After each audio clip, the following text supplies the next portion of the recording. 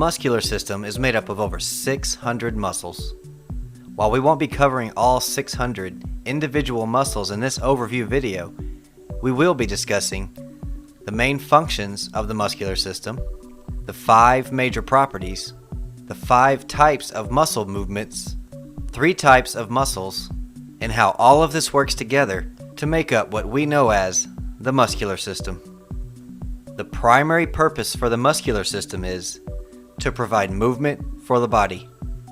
Now, these muscles receive their ability to move through the nervous system. There are 5 major properties to the muscular system. Number 1, muscles are excitable or irritable. This means that they are capable of receiving stimulation and responding to stimulation from the nerves. 2, they are contractible. After receiving stimulation, they are capable of contracting or shortening. Being extensible means a muscle can be stretched without damage by the application of force. With elasticity, a muscle is able to return to its original resting shape and length after being extended or contracted. The muscular system is adaptable in that it can be changed in response to how it is used. For example, a muscle will enlarge or undergo hypertrophy with increased work. But on the other hand, it can go into atrophy or waste away if deprived of work. Now, let's look at the 5 types of muscle movements. Number 1, adduction. Adduction is the moving of a body part toward the midline of the body. Abduction is moving a body part away from the body. Flexion means bending a joint to decrease the angle between 2 bones or 2 body parts. Extension is straightening and extending of the joint to increase the angle between 2 bones or body parts. And lastly, rotation involves moving a body part around an axis. The muscular system is divided into 3 main types of muscles, and each of these types can be moved by one of 2 ways, either voluntary or involuntary. The cardiac muscle is an involuntary muscle, meaning it operates without any conscious control. These muscles form the walls of the heart and contracts to circulate the blood.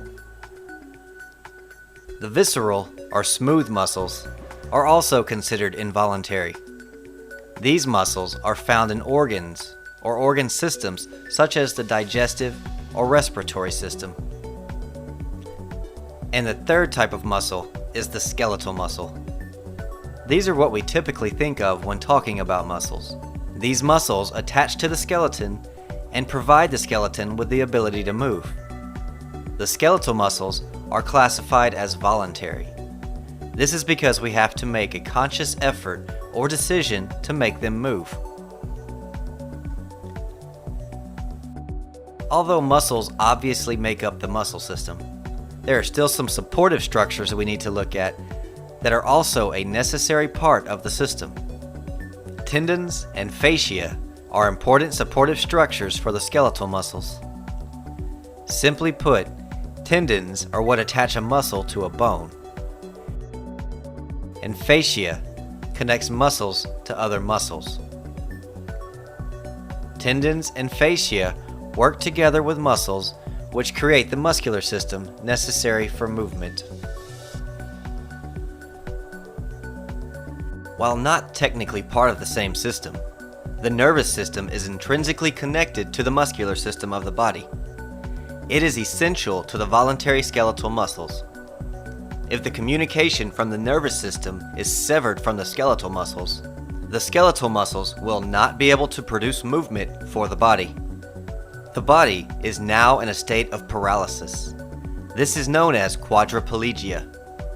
The only organ that is not directly dependent upon the nervous system is the cardiac or heart muscle. Now there is so much more to discuss about the muscular system, but that's as far as we'll go in this introductory video. After watching this video, you should at least have a basic understanding of what makes up the muscular system, its properties, and functions. For a more in-depth study of the muscular system, look for future CTE videos where we will cover topics such as the 14 major muscle groups, as well as topics such as common diseases and conditions specific to the muscular system.